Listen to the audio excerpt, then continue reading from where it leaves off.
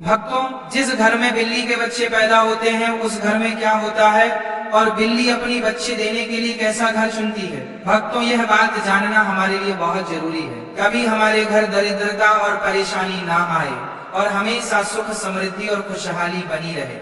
आपने देखा होगा कि दुनिया के कई कोनों में बिल्ली को लोग अपने घर में पालतू जानवर की तरह रखते हैं। आज हम आपको एक ऐसी बात बताने जा रहे हैं जो शायद आपने पहले कभी गहराई से नहीं सोची होगी। अगर किसी घर में बिल्ली अपने बच्चों को जन्म दे तो उस घर में क्या घटित होता है। आजकल तो कुत्ते और बिल्ली पालना एक फैशन जैसा हो गया है। हर दूसरे तीसरे घर में कोई ना कोई पालतू जानवर आपको मिल ही जाएगा। लेकिन भक्तों, क्या आपने कभी सोचा है कि कुत्ता या बिल्ली पालना सचमुच शुभ है या अशुभ। बिल्लियों के बारे में तो आपने बचपन से लेकर आज तक कई बातें सुनी होंगी, कहानियां, किस्से और यहाँ तक कि कुछ ग्रंथों में भी इनके संकेतों का उल्लेख मिलता है। लेकिन आज जो सच्चाई हम जानने वाले हैं वह हर इंसान को सुननी चाहिए, क्योंकि यह हमारे सनातन शास्त्र से जुड़ी हुई है। शास्त्रों में कहा गया है कि इस संसार में शायद ही कोई ऐसा घर हो जहाँ बिल्ली का आगमन कभी ना हुआ हो। बिल्ली हर उस स्थान पर जाती है जहाँ मनुष्य रहते हैं।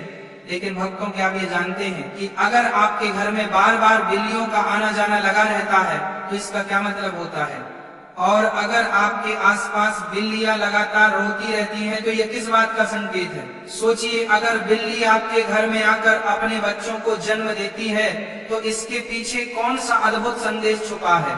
और अगर आप किसी शुभ काम के लिए निकल रहे हो तभी कोई बिल्ली आपका रास्ता काट दे तो इसका क्या अर्थ निकाला जाता है।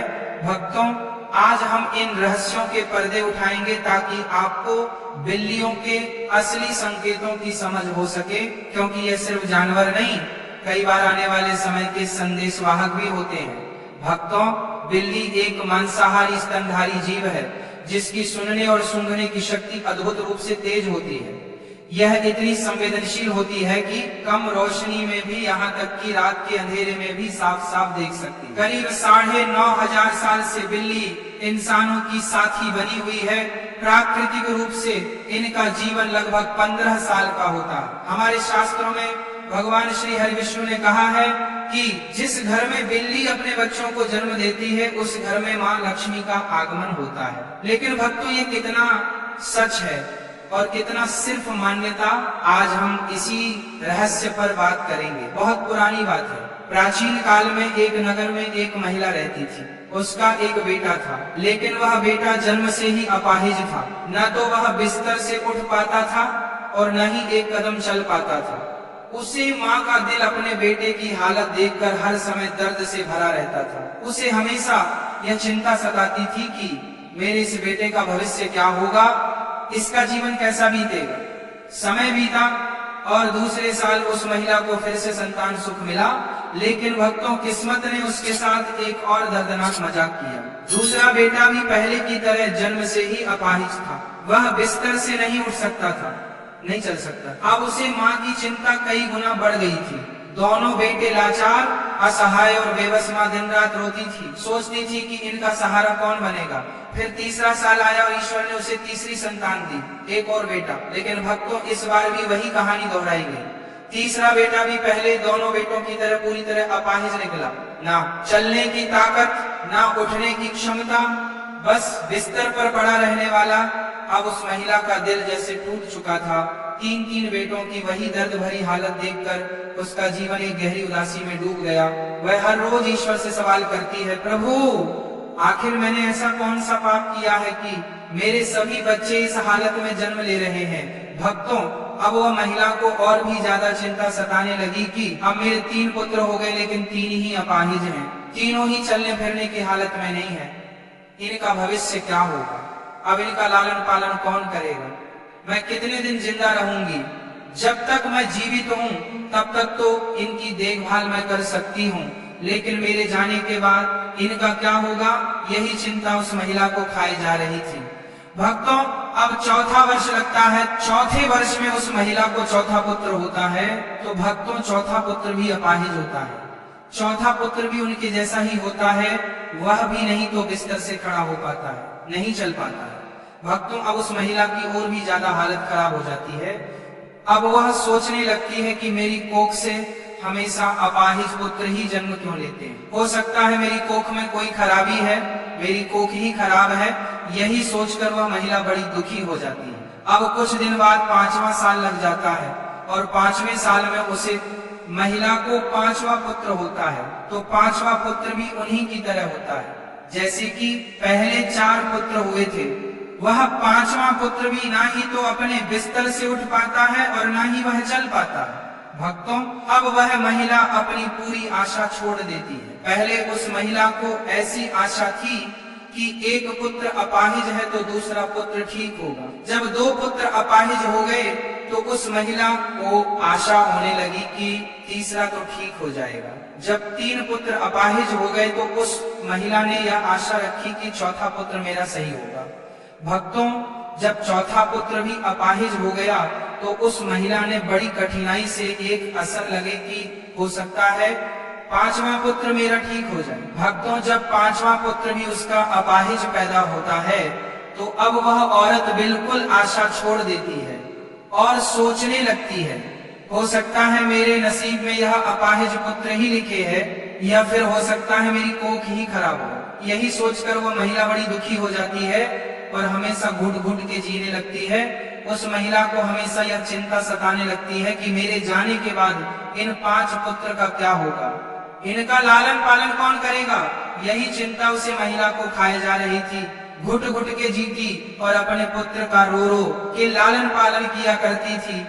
अब कुछ समय निकलने के बाद उस महिला के घर में एक सफेद बिल्ली आती है और वह बिल्ली उस महिला के घर में रहने लग जाती है। भक्तों, अब कुछ दिन वह बिल्ली उस महिला के घर में रहती है और कुछ दिन बाद वह बिल्ली अपने सुंदर 4 बच्चों को जन्म देती है।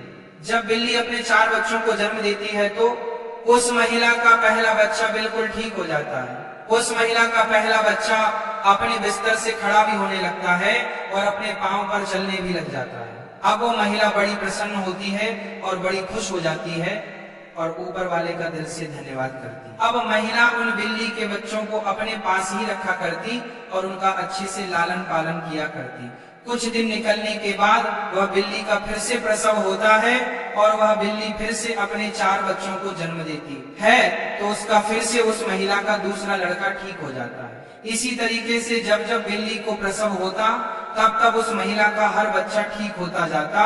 इसी तरीके से उस महिला के सभी बच्चे ठीक हो जाते हैं और भक्तों, उस महिला के घर में अन्न धन की कोई कमी नहीं रहती है। हमारे सनातन शास्त्र में ऐसा कहा जाता है कि जिस घर में बिल्ली अपने बच्चों को जन्म देती है उस घर में ही माँ लक्ष्मी का तीव्र गति से आगमन होता है। उस घर में सुख समृद्धि इतनी आ जाती है कि उस घर में रहने वाले मनुष्य नहीं संभल पाते। जिस घर में बिल्ली अपने बच्चों को जन्म देती है उस घर में सुख समृद्धि खूब आती है। लेकिन हमारे सनातन शास्त्र में ऐसा कहा गया है कि बिल्ली को घर में पालना अशुभ माना जाता है। जिस घर में बिल्लियां रोती हैं वह भी बहुत अशुभ होता है। इसलिए बिल्लियों को पालना हमारे सनातन शास्त्र के अनुसार अशुभ माना जाता है। हमारे सनातन शास्त्र में ऐसा कहा जाता है, यदि आप किसी भी शुभ कार्य के लिए प्रस्थान करते हैं और यदि बिल्ली आपका रास्ता काट जाए तो इसको अशुभ माना जाता है। कहा जाता है कि जिस वक्त आप किसी काम के लिए जा रहे हैं और बिल्ली यदि आपके आगे आ जाए, आपका रास्ता काट दे, तो आपका वह काम नहीं बनता है। और ऐसा भी कहा जाता है कि जब बिल्ली आपका का रास्ता काट दे तो आपको नहीं जाना चाहिए। यदि आपके घर में आकर के बिल्ली रोती है तो इसको भी बहुत बड़ा अशुभ संकेत माना जाता है। हमारे सनातन शास्त्र के मुताबिक ऐसा कहा जाता है कि जिस घर में बिल्ली रोती है उस घर में किसी न किसी की अकाल मृत्यु होने का भय होता है। जो लोग अपने शौक के लिए बिल्लियां पालते हैं, बिल्लियों को पालना बड़ा अशुभ संकेत माना जाता है, अशुभ होता है। इसीलिए जो लोग बिल्लियां पालते हैं वह इस प्रवचन को जरूर सुने और आज से वह बिल्लियां पालना बंद करें। जब हम घर में बिल्लियां पालते हैं तो हमारे सनातन शास्त्र में ऐसा लिखा है कि जहां बिल्लियां रहती हैं वहां पर नकारात्मक ऊर्जा आ जाती है।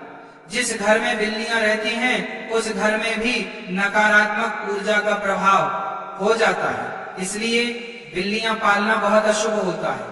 यदि आपको आधी रात में बिल्ली दिखाई देती है तो इसको भी बहुत बना